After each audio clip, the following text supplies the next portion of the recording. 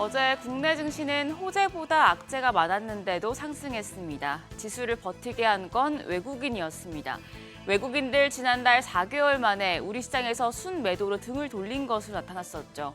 며칠 더 상황을 봐야겠지만 다시 외국인 수급이 컴백하는 건지 기다려지는데요. 오늘도 수급 상황은 면밀히 보셔야겠습니다. 그럼 어제장 복귀하면서 오늘장 투자 포인트 체크하시죠. 코스피와 코스닥이 나란히 0.4% 가까운 오름세를 보였습니다. 앞서 유럽의 정치, 재정 불안에 더해 미국의 장기 금리가 뛰면서 위험 자산 선호 심리가 후퇴했음에도 외국인들의 수급이 유입된 영향입니다. 외국인들 유가증권 시장에서 이틀 연속 순매수하면서 지수를 견인했습니다. 코스피에서 4,360억 원 순매수했는데 전기전자, 제약, 건설업종 등에서 사자세를 보였습니다. 반면 기관이 3,756억 원 팔아냈고 개인들도 1,556억 원 매도 우위였습니다. 코스닥 시장에선 장중에 매도를 이어가다 막판에 외국인들 순매수로 전환이 됐습니다. 200억 원 가까운 매수 우위 기록했고요. 개인도 68억 원 사자 포지션 취했습니다.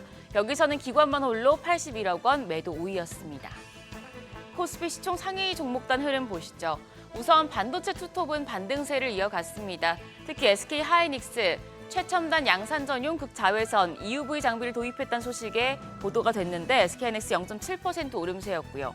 반면 조선주가 약했습니다. 특히 HD 현대중공업은 노조 부분 파업 발생으로 1.7% 내림세 기록했습니다.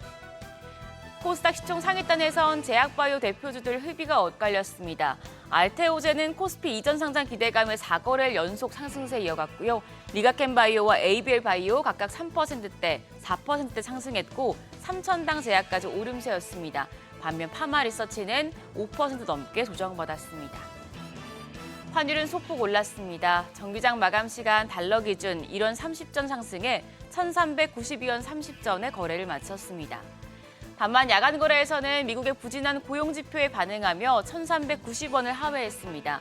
미국의 구인이직 보고서에서 지난 7월 구인 건수가 10개월 만에 가장 적었고 시장 전망치도 하회한 것으로 보이자 금리 인하 가능성에 힘이 실렸고 이 영향으로 달러가 약세를 보인 것으로 보입니다. NDF에서 달러원 1개월물은 소폭 오르면서 1,390원 선에 거래가 됐는데요. 오늘 외환 시장 일단 약세로 출발할 것으로 예상되고 있습니다. 개장 전 챙겨보면 좋을 증권사 리포트 정리했습니다. 우선 미래에셋증권에서 2차 전지 섹터에 대해서 선별적인 비중 확대 의견을 제시한 보고서를 내놨습니다. 2차 전지 관련주 7, 8월 주가 급등 이후에 지금 조정이 진행 중인데요. 다만 중국의 공급 조절 이벤트가 지속될 가능성이 높고 북미의 에너지 저장 장치 ESS 실적 기여도가 커지고 있다는 점을 감안해야 된다고 밝혔습니다. 특히 한국 2차 전지는 북미 ESS향 수요가 명확한 업체를 눈여겨봐야 한다고 조언했는데요.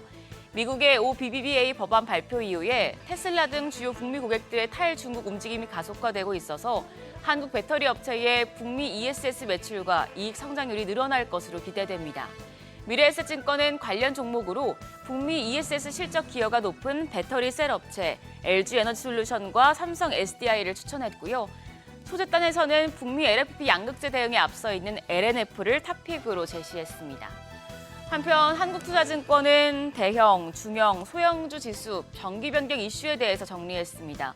어제 코스피와 코스닥 대중 소형주 지수 정기 변경 발표가 났고 이제 9월 12일부터 반영될 지수가 반영될 예정인데요.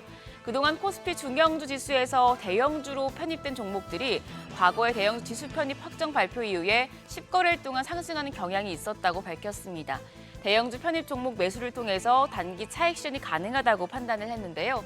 대형주에 신규 편입한 종목은 한화와 CJ, 현대제철, 이수페타시스, 키움증권, LGCNS, APR까지 모두 7개 종목입니다. 단기 투자 전략 세우신다면 해당 종목들도 체크해 두시죠.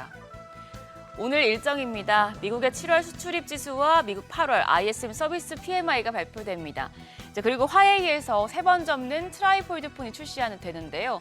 애플이 내년 출시 예정인 아이폰 폴더블 폰 출하량 전망치를 높여 잡으면서 어제 폴더블 폰 관련주들 주목받았었는데 휴대폰 부품 관련해서 트라이폴드 폰 관련 종목들도 확인하셔야겠습니다.